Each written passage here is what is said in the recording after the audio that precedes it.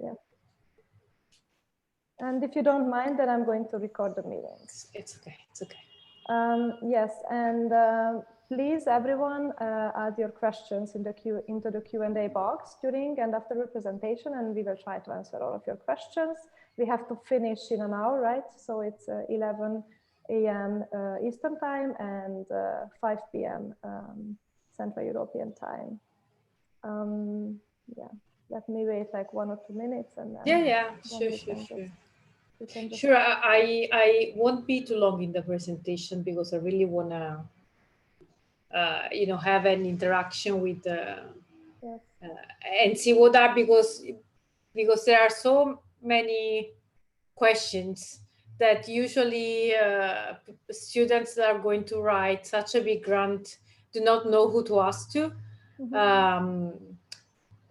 That I will be happy to be here to answer those questions. I'm also planning to apply for ERC, so it's very useful session for me. Thank you for being here.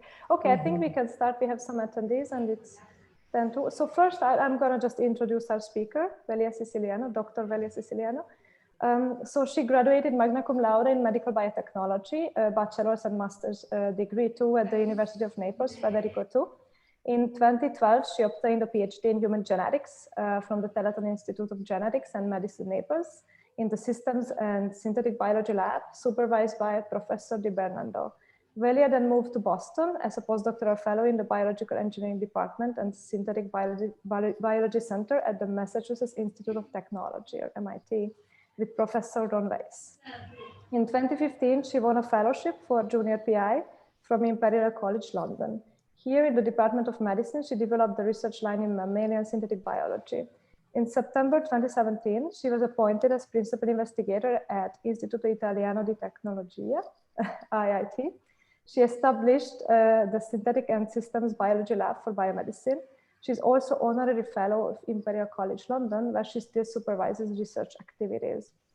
Velia's research focuses on designing and prototyping new therapeutic approaches based on non-invasive modification of mammalian cells with a specific focus on T cells.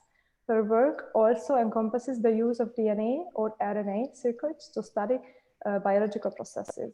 Velia is also involved in science communication activities with interviews for newspapers, for the Natural Geographic Festival of Science, radio and podcast. And she was also part of Science Nest to enhance the general understanding of general public towards the importance of scientific research.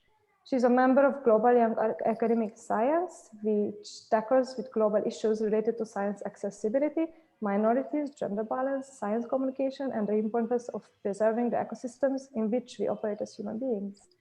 Various research is published in high impact journals like Nature Communications, Nature Biotechnology, etc.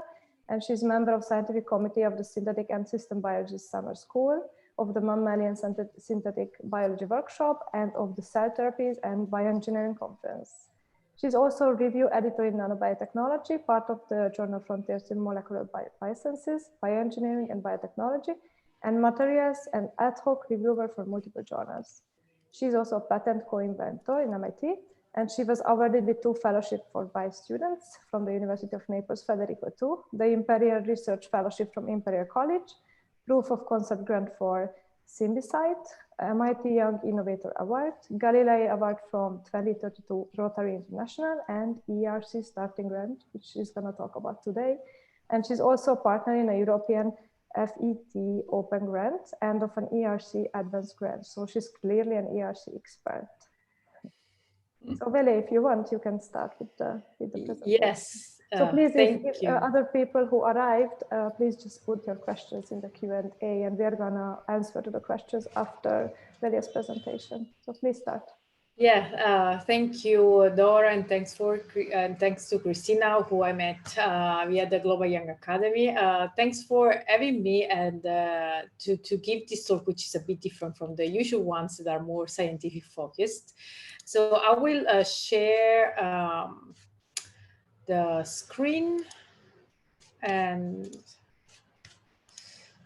let's see if you see Can you see it? Yes, we can see the screen. Okay, great. And you can see also the mouse moving, right? Perfect. Okay. Yes. So thanks again for having me here. It's I find quite exciting to speak about my experience about writing and preparing for an interview for the ERC, because that's like the experience of a lifetime. Really, it takes a lot of effort, a lot of emotions that are involved. And so I really hope that in this short time I can try to convey some key messages. So probably I won't need to introduce myself for the extensive presentation given by Dora, but just to recapitulate my background. So I first studied as medical biotechnologist, and then I was really fascinated by applying engineering to biology, what is nowadays called synthetic biology, for like the better understanding of how the cells work at the finest molecular level, but also to try to implement new systems that can help to develop new therapies. And so like my career path was set in order to achieve blocks of expertise of different kind. And so that's the very first thing that is important to keep in mind. Try to build your scientific career as much different as possible, where you gradually add new sort of building blocks, so like new expertise. Because that's the very first thing that that the reviewers and the committee of the ERC is looking in your CV. After PhD graduation, I moved to Boston for the postdoc, and then I went back to to Europe at Imperial College London, winning this fellowship to become a junior independent group leader. And then I won a tenure track position at the Italian Institute of Technology, and now I'm back to my hometown, which is pretty amazing, considering that it's Italy that doesn't offer like tons of opportunities usually. And I work in a very great research institute which funds well our activity and which support us well also for grant writing, which is another important step when you write such a big grant like an ERC.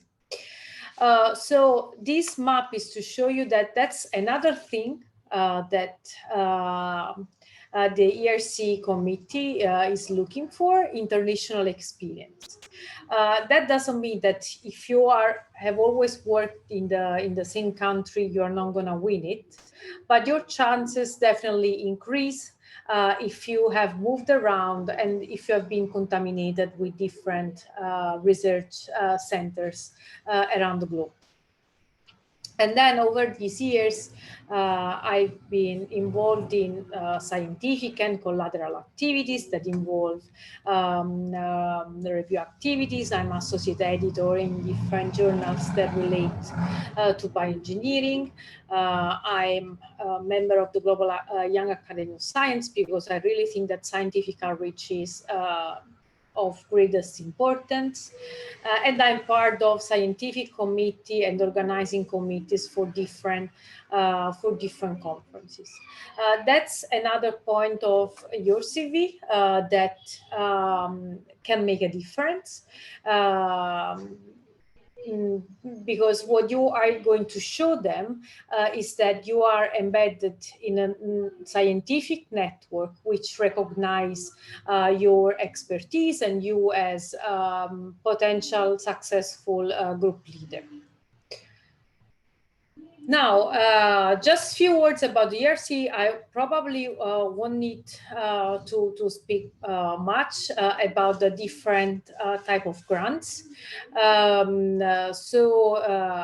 in general, there are three schemes that relates very much to your career seniority.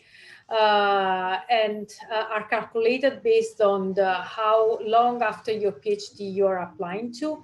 If I'm correct, you can apply to the starting grant up to 7 years after getting your PhD.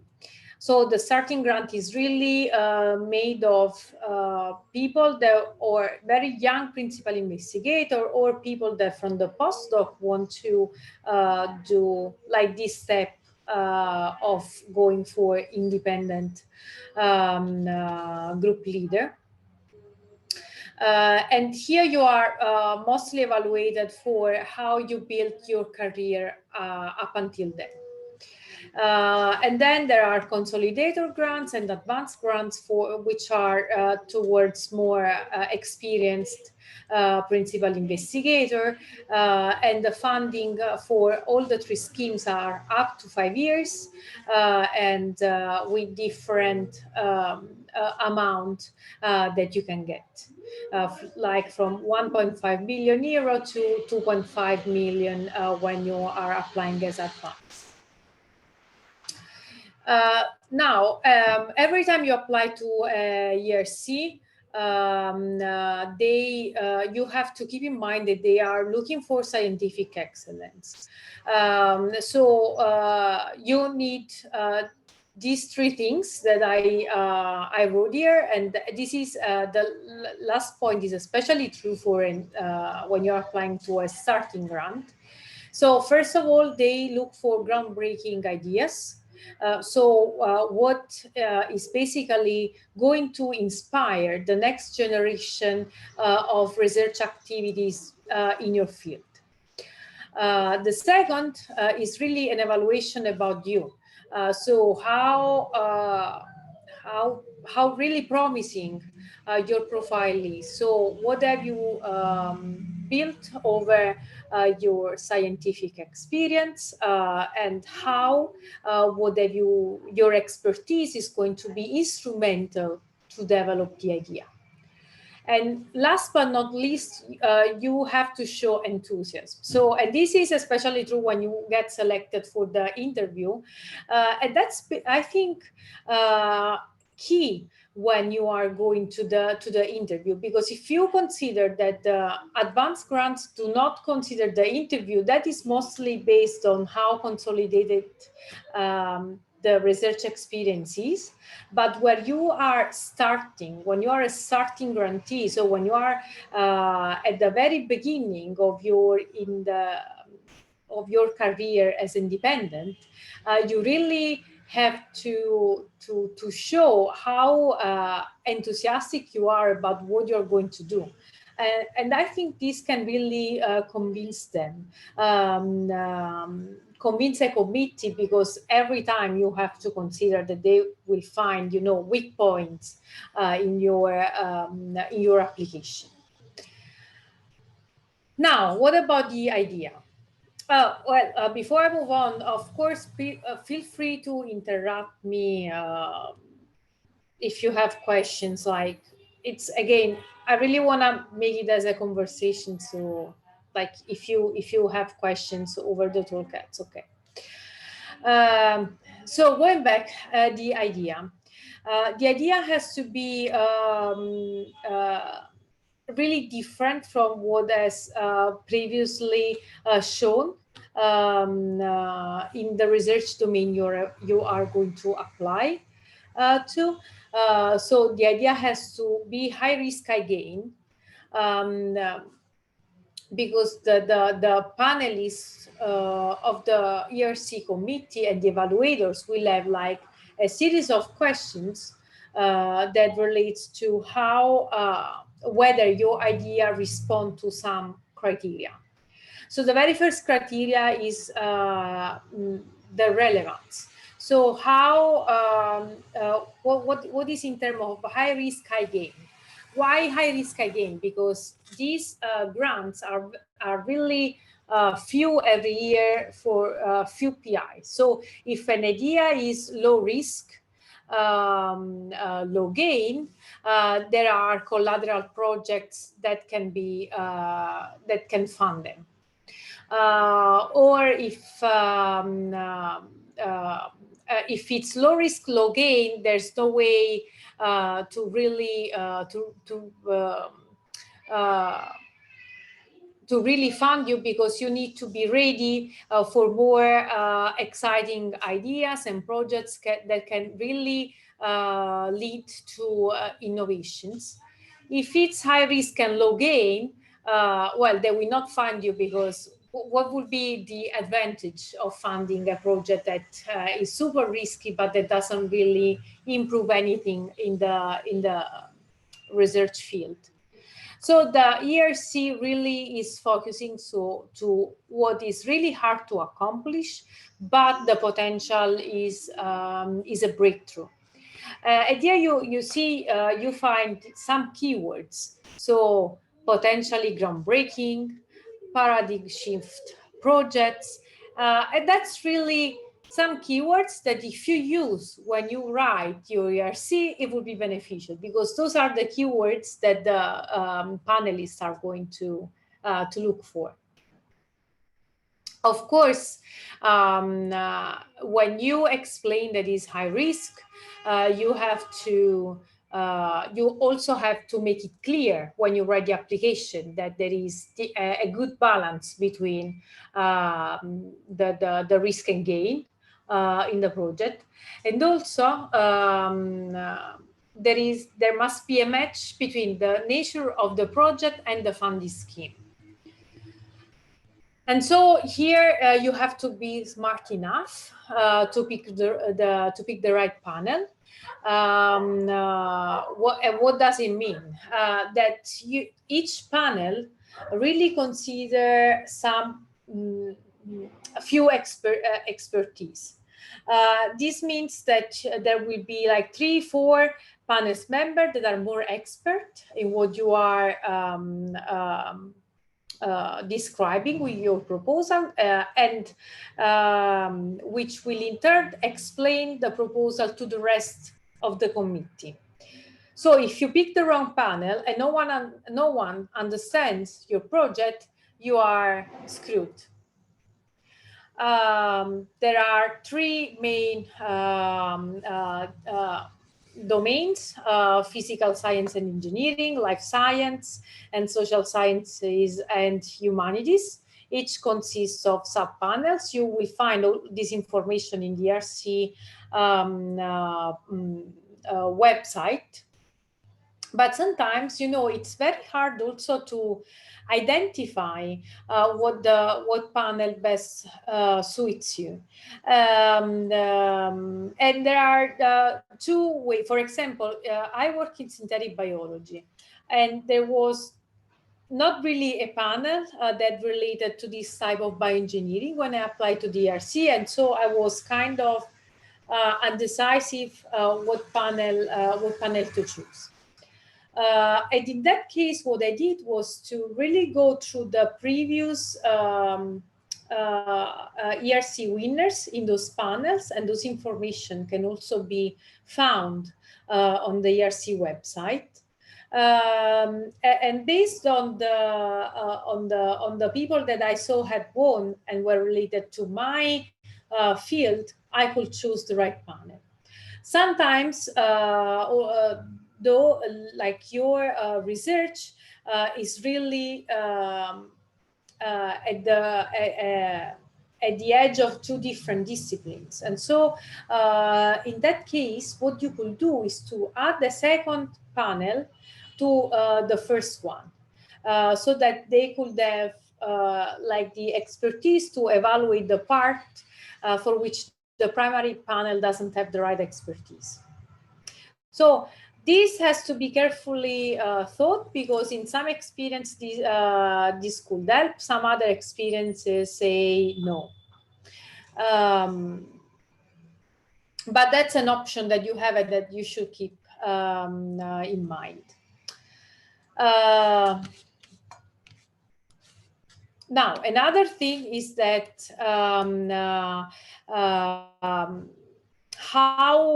basically how you frame your idea into this high-risk idea project. Now, one thing that I want to, I will never stop saying is that the ERC, you can physically write the ERC in a month. But if you want to have a really critical feedback on your idea and on how you structure your idea, you should start long before. So it's not only, and it's really important if you have good mentors or good collaborators to speak about your idea and to have a feedback, because this can help you to shape better the structure. So for example, obviously the ERC ideas are always quite complex and divided into research objectives. But you always find an overarching goal. But sometimes, like the critiques of a collaborator or of a mentor will help you to define a better theme that underline the whole project. So it's really, don't underestimate and don't be scared of sharing these ideas because you are not convinced or because you think they are too interesting and someone could steal it from you. Because if you thought about that idea, it means that you basically have matured a set of skills that brought you to think about that idea, and also that make this idea feasible in your head, which might not be the same in other hands.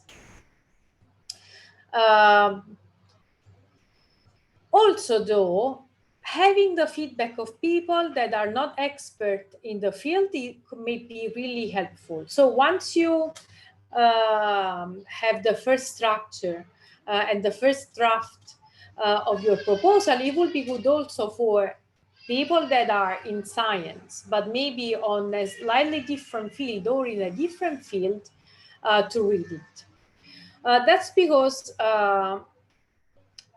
you have to consider that when this committee has your proposal in hands, they will not be there and read it for hours trying to understand what you meant. But the very first line that they will not understand of what you have written, they will just discard your proposal. They will not like spend time into understanding because you were too complicated. And this may sound a bit stupid to say, but it's actually really, really important, because for us, so you have to consider that you are used to say certain things and to speak with people of your field, and so everything is really streamlined in your head. But that might not be the same, especially because the panel of your ERC committee is going to be very diverse in the expertise. Okay. You also need to really clarify the what and the why. So what you're gonna do and why you're gonna do it. So I try to identify in your field or in other field where you want to apply your expertise, what are the important and unmet challenges, what are the key research questions, what's the state of the art, what is still missing, and to what extent you are able to address this challenge. And also you need to clearly explain why the question is relevant, because it might be under an assumption for you, but actually it's really important to convey the message also, and also to try to connect it with other research field. So one thing about the ERC is that they always try to, they always look for interdisciplinary, multidisciplinary grants. And so if your idea has a relevance also for other research fields, that must be stated. So you have to say, this project is relevant for this specific objective, but some other, these achievements will be helpful also in the domain A, B, and C. And also you have to clearly make them understand what is your long-term vision, because actually that's really an investment that they are doing on your figure, on you as a researcher. So it's really important if you strongly send a message of where do you want to go and why the ERC is helping you towards that goal.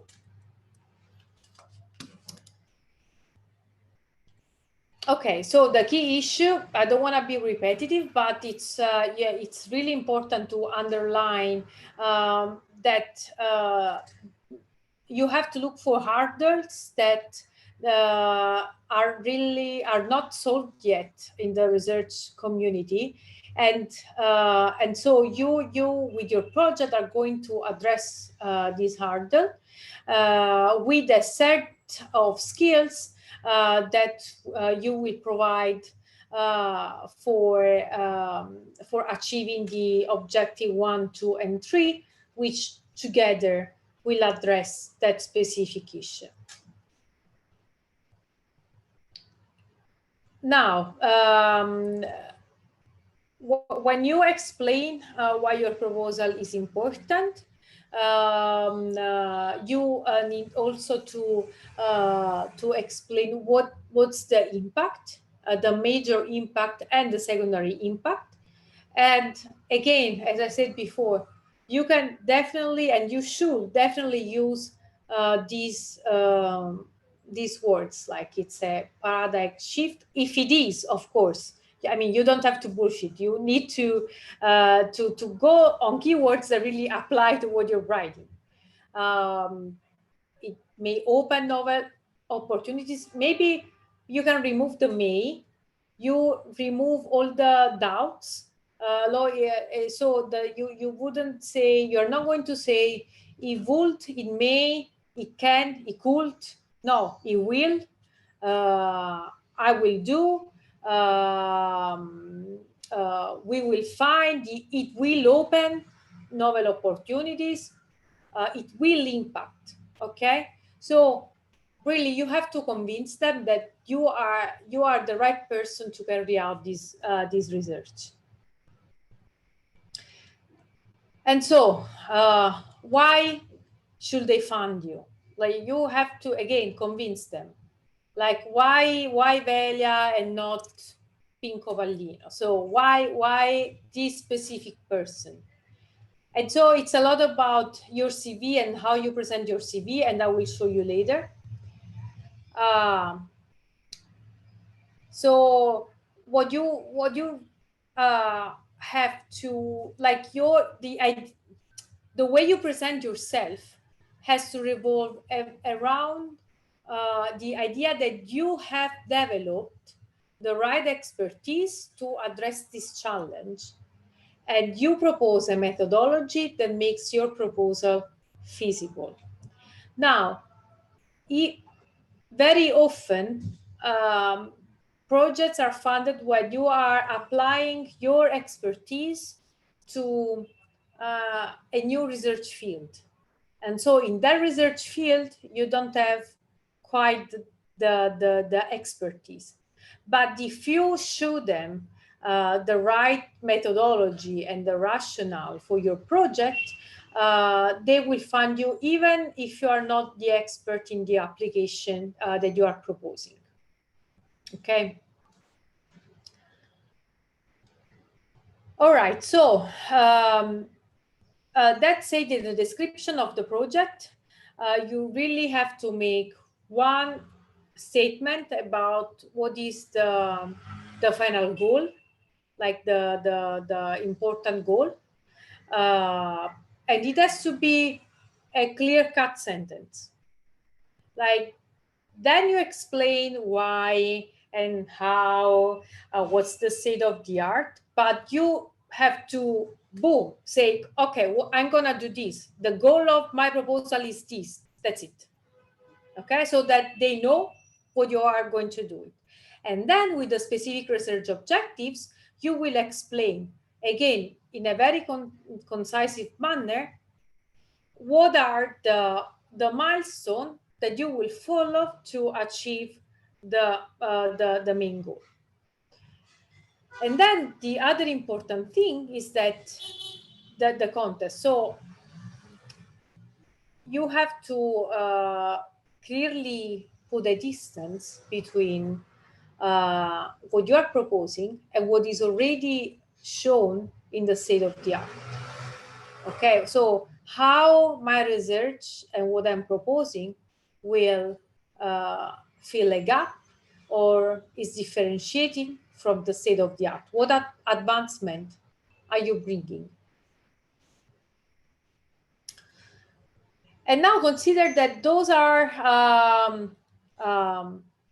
some of the questions that the panels have in their schematics to evaluate the project. Are the objectives ambitious enough and beyond the state of the art? So they will ask this question when reading the proposal. And so you have to basically say yes, and you have to explain why. Is your concept really innovative? And to convince of the innovation, you should refer to other similar research, and again, saying how your proposal is different. And then is the approach cutting edge? Does the project lead to a paradigm shift? Again, use these keywords because they have this list of questions on their table, and then they will look for the answer throughout the proposal. As I said before, the more interdisciplinary the project is, the better. But don't. So, you know, sometimes you want to sort of show off, saying that you have so much expertise that you can really do everything you want in your with the skills that you have. But especially if you are applying to the starting grant, it's good to have some collaborators that belong to research areas that are different from your area of expertise. So for example, for me, I had experience in bioengineering, in synthetic biology. My project proposal is applied to immunology, so it's for cell-based therapies. I had some experience with T cells, but I'm not an immunologist. And I don't have the strong background in immunology as it would be required for that part of the project. And I included some collaborators that belongs to the immunology field. And then you motivate in your proposal the reason of the collaboration. The collaboration doesn't need to be funded. So you basically just collect letters of collaboration, but they may also be funded. So for example, I'm also partner of an ERC advanced. So I'm carrying out some research in my lab, and so for this I'm funded. Other collaboration may be more on the consulting type of collaborations. Okay. Another thing that you have to make clear in your proposal is that the approach that you propose, it's very so the proposal is high risk, but you have developed the methodologies to make it feasible. Okay, so it may not work, but I have the skills A, B, and C to really minimize the risks. And so how do you convince them that your proposal is feasible? First of all, you have to be very strategic So you have to consider a stepwise approach with midterm milestones. So to show them that there is, that again, step by step, you will consolidate the findings to go over the big goal. You have to show that you really have thought thorough the appropriate methodologies. I have, and along with these, you also have to have a clear time scale and budget. So they evaluate every single comma that you write in your proposal. And from this point of view, having a grant office in your research institution that helps is really beneficial, because like also preparing a budget may be very time consuming.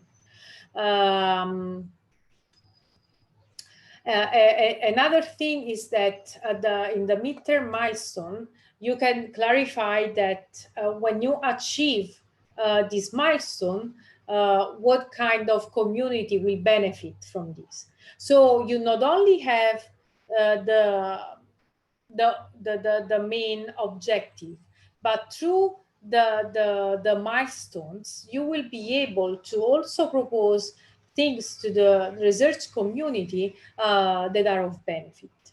Okay, so I have the main goal, and then I have a lot of other outcomes from which the scientific community can benefit.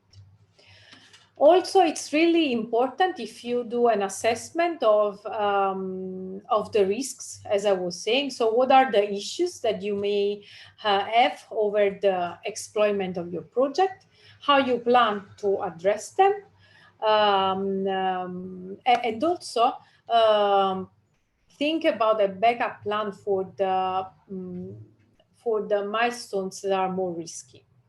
Okay, so what can I do in alternative if this approach doesn't really work? And this is really, so that would that really helps, because that's a way to really convince them that you have thought about the project, about all the details, and so you have developed a mature knowledge on what you are proposing. Now, in practical term, the proposal is, sorry, it's super hot here. The proposal is divided in two main structures, the B1 and the B2. Now, the B1 is short. There is a synopsis of your project that cannot be longer than 5 pages. That is really restricted. And there you write your CV and your 2-page long early achievements. The B1 is really, it's super critical, because the B1 is how, because in the first screening, you will be evaluated by the evaluation committee only based on your B1, because the B1 gives a glimpse on the project, so on your idea, but it's mostly about you. So it's your CV, is your early achievements. And so when you write the early achievements, one thing that I did that I think was pretty smart to do was that I was connecting all the early achievement, basically is the description of your scientific career, to the different objectives. So, for example, I was writing over my PhD, I gained experience with mammalian cell manipulation, use of microRNAs, and these skills are critical for the development of objective 1.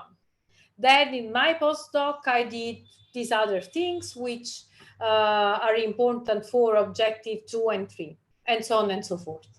Okay, so I think this connection can really give them a practical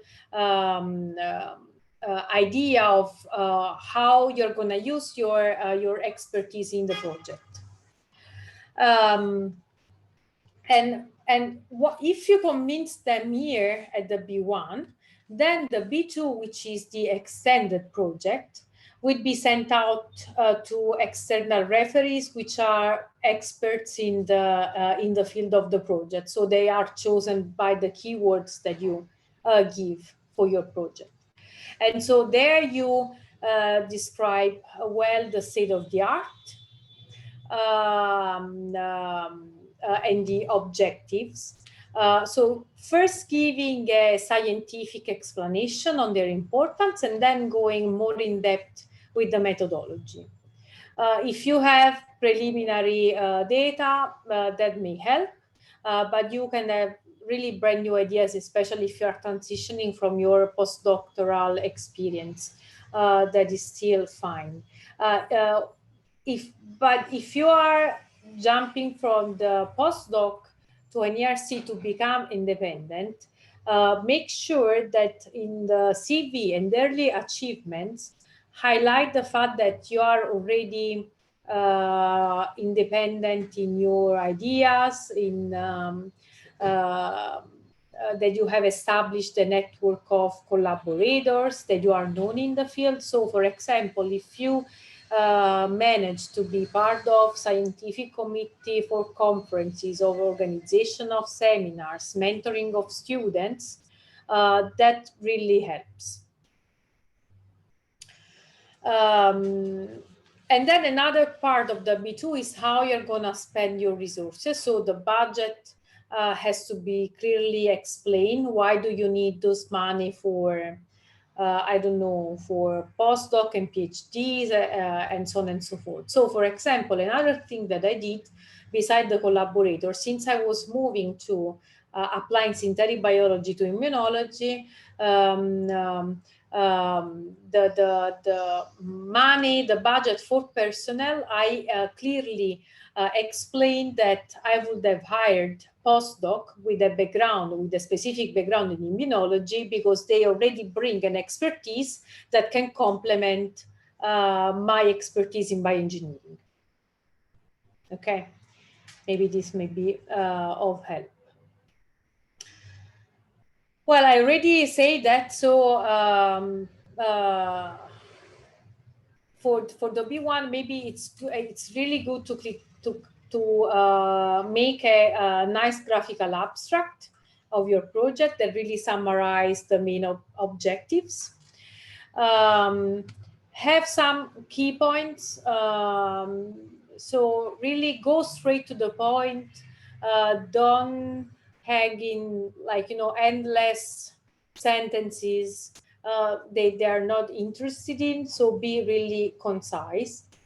When you prepare the figures, make sure they are sort of self-explanatory. So they really need to understand from the figures what you're trying to tell them. Don't use characters which are too small and they will not understand, because they really makes them angry, and so they will just reject your proposal. It's really so you have to remember that you have to keep their attention on. They have to be on, because the moment their attention go down, they will just say, oh, that's not interesting enough. And that's not because your project is not interesting. It's because they are reading like tons of them. The B2, as I said, while the B1 is about you, B2 is more about your proposal. So explain the methodology in details, include intermediate goals, explain really clearly the rationale, and do the risk mitigation analysis. Then you will be selected for the interview. And then it comes the 10 longest minutes of your life. So presentation is really, so you have to explain really in 10 minutes, usually it's no more than 10 minutes, like the research that you want, that has to be really groundbreaking, innovative, interdisciplinary, and so on and so forth, that you develop in 5 years, everything in 10 minutes. So it's really tough. And so there are like the three the three marks, which are intrigue, convince, and inspire. So that should be the karma of your presentation. Again, you have to keep their attention on for 10 minutes, because you will present the very same day where they're listening to other 20 presentations. So again, be really short, deliver very short concepts, don't talk too much, be on the point, and don't run over time, because they will stop you. What does it need? What do you need to include in the presentation? The overarching goal, the objectives, why they need to find you, and why your institute is a good place where to carry out your research. So that's something that actually I forgot to include in the slide. That's something that when preparing the budget and everything, you will also include in your B2. But it's also good to make it clear to the committee. So you are the right person. You have the right idea in the right place. And so to give a brief explanation, that was the very first slide. You don't need to spend too many words at the very beginning. Actually, depending on where you are in the in the schedule of the presentations, you may want to start with something that can capture their attention. So that was the first slide. With something funny, actually, my entrance was the following. So my project is about T-cell exhaustion, as written here, and it was 2 p.m. My presentation, and they had started interviews at 8 a.m. So the whole round will be 20 minutes, 10 minutes presentation plus 10 minutes questions. So by 2 p.m., like, they were really exhausted. And so I started with this entrance, like, you must be exhausted now. And then blah, blah, blah, blah. I started talking about also T cells get exhausted when they have to fight a lot. And, so something that is funny, is not stupid though, and put you in the contest. You don't need to do at the very beginning. You can also do it over during the presentation. And then in one sentence, I explained what was the goal of the project, and then how I was going to develop it. So one graph, like, I put here the graphical abstract with the different objectives. And then I was basically zooming in the specific objective, but without giving too many explanations, because you don't have the ability to do it in 10 minutes unless you have the speed of a train, and in that case you lose them. And then one of the last slide, I proposed something similar to the very first slide that I showed here, which is basically why you. Okay, so I put international experience, the achievements, the group if you already have one, but also the I don't know if you see it, but also the key publications that were connected to the different objectives that were showing I can develop this objective because of this, and this expertise as reported here. Okay. Now I'll stop here and I'll stop sharing the screen and I will be happy to answer any question you have. Thank you for this wonderful presentation. I took a lot of notes. It was very helpful. So we have 2 questions in the chat box. I'm going to read it to you, and if you want to answer. So first question, I see many similarity in the way to write and sell your idea with the MSCA, so the Marie Curie grants. Apart high risk, high gain target, which is the main difference with an ERC writing proposal? It's you. In a Marie Curie, you usually develop an idea with an hosting lab.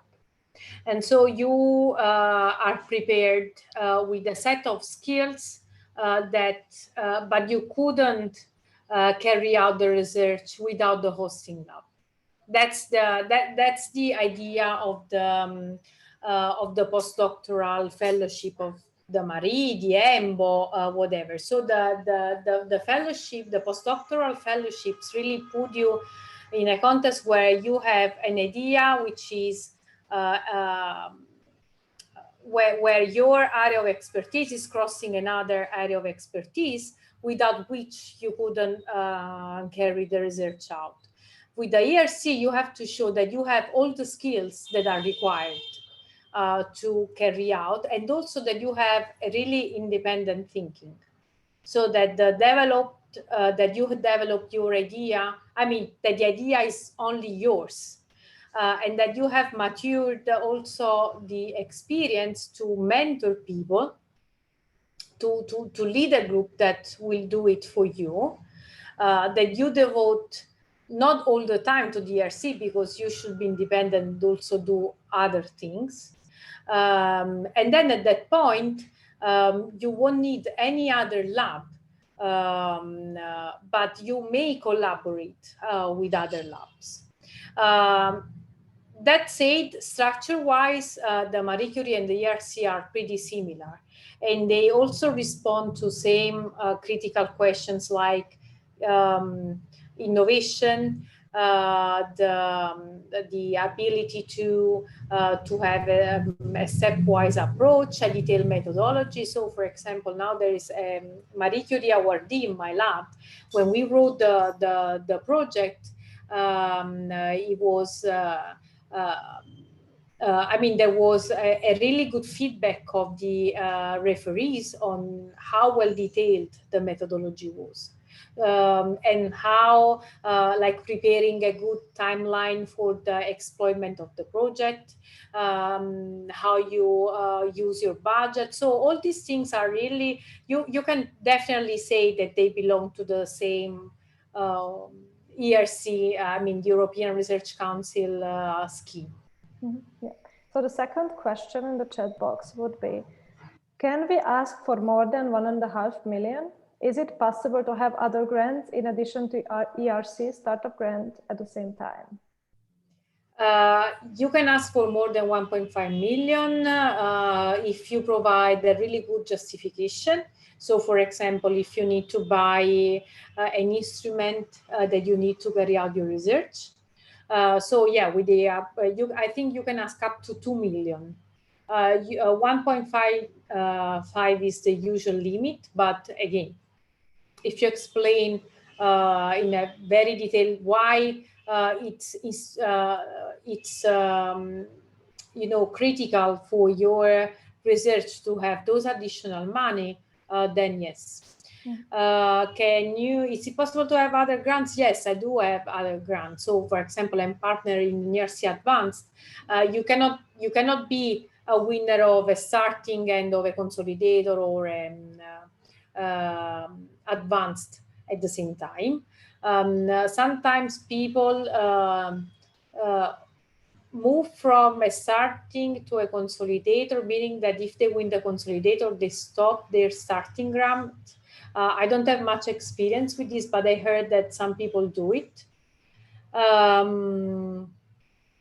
But you can apply. So, for example, you cannot apply to the, if I'm correct, to the ERC Synergy grant, which are the collaborative grants. If you are an ERC grantee. So everything else than the ERC, yes, you can apply. And then Christina raised her hand. Christina, if you want to ask your question, just please do so. Yes, thank you so much. Sorry, I'm gonna add my video now. See if it works. Hi, Christina. Hi, hello. So thank you so much. I don't know, I don't see it. Okay, I will try to look for the, the right button to click to say hello, also through the video. But I have a more practical question because, of course, I mean, the key issue today is how to apply all these different approaches and the things that we should take into account. But I would like to know more about what happens afterwards, that when you actually start with this ERC starting grant, what do you discover that you would have liked to know before? It's like, oh, I wish I knew, you know, this kind of feeling. So from the theory to the practice, from the application to the actual start and implementation. Of the project, you mean? Yeah, yeah. Okay, okay. That's a great question. It's really, you know, it's really what happens every time in research, especially if you are starting with a new field. So, well, first of all, after I won the ERC, there was the pandemic when I was about to start the ERC. So I couldn't do so much, and then I had a baby, so super mess. But congratulations.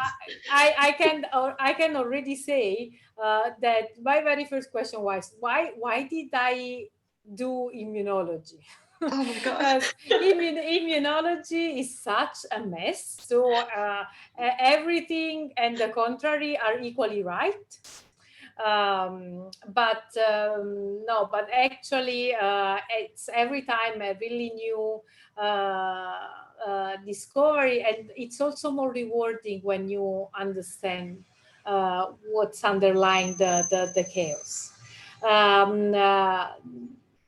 I have to say that if I didn't have many surprises from the administrative or from the explainment of the project in the institute, and that's why it's really important to carefully think where you wanna where you want to carry out this project, because you need to have the right infrastructure, you have to have the right administrative support,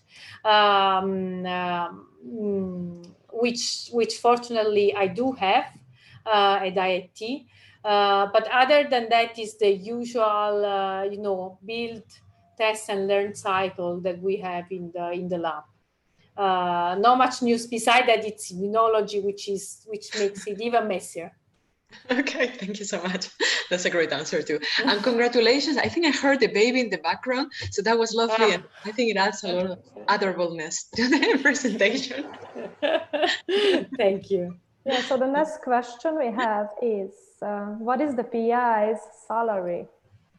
Well, it's not the ERC to decide. You can, so basically the ERC, so that's something that you discuss with the hosting institute. So if you are already in an institute, you have already negotiated it. If you are going to an institute, if you win it, you are going to negotiate it. What you put on the ERC grant is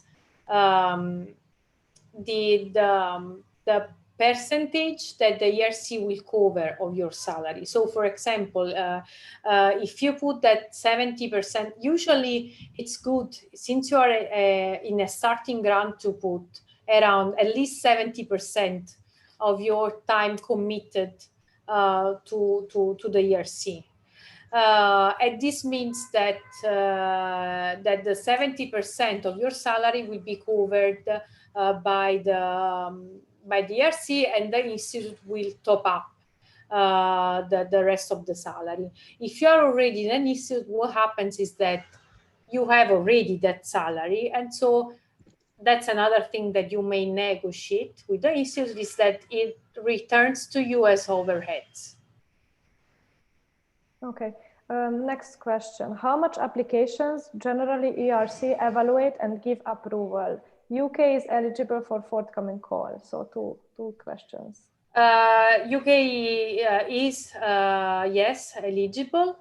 How many I don't remember, but the percentage I can tell you that the successful rate is pretty low.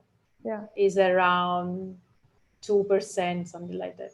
Oh wow, that's even worse than the Marie Curie. Marie Curie is like 8, I guess, but it's also very low. I think. Yeah, So it's. Do we have time for 3 more questions? Yeah. Go ahead. Okay. Yes. So if I remember correctly, the deadline to apply is 7 years after the PhD. Do you think that the chances to get it depends on how experienced one is? In other words, one with 7 years of postdoc has more probability to get it with respect to someone who has 4 years of postdoc? Not necessarily. Again, it's really how you frame it. And it's really the experience that you have accumulated. So for example, in the engineering disciplines, you are postdoc for 1 year, 2 years, and you have enough publications for, to show independence. Usually biological studies are much slower than that.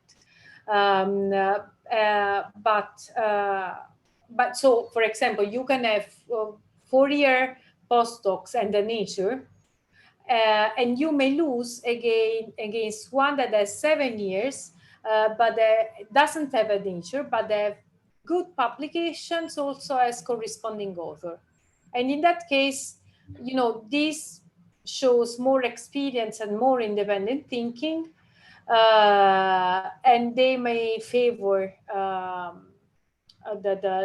the second choice. It's really there is no rule. It's really about how like your ability to show what experience you have matured over the years. And that's why, again, I remark that if you are embedded in scientific committees of any sort, if you mentor students, these qualify for the expertise that they look for.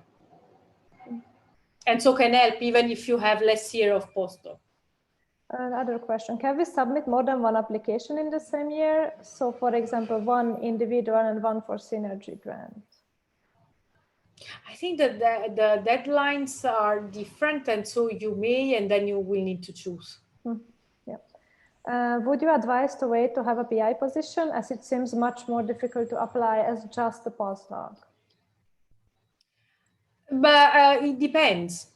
Well, of course, if you have a PI position, you are.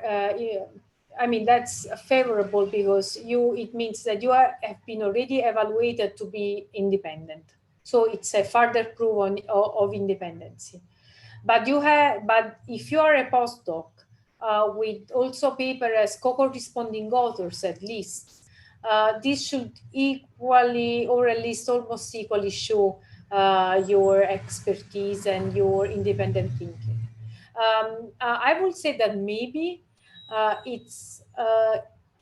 if you're a postdoc, it helps if your project is quite different from what you have done over your postdoctoral training, because it means that, it shows that you move forward from the experience you have gained. It's not a follow-up on your, and so like a recycling of ideas, but it's something new. Maybe in that case, you're competitive. Well, the time is up. I have a last question because I don't see any more questions in the chat box. So I wanted to ask you about this long-term vision. So is it only academia, or it can be also startup? So for example, you get the money in the university to start something, a new project, you buy all the instruments to do so, and then you start a startup company or something. Yeah, no, it is possible. I think it's helpful if your proposal, you already explain that your idea has a market relevance. Yeah. So, and that IPs can be done, technological transfer, and then startup. Yes, of course. Sounds great. So thank you, Velia, for this amazing presentation. You helped me a lot, and I guess you helped other people too. Thank you. So if you don't mind, we will share the recording with other people who couldn't attend, and Sure. thank you again so much. No, thank you.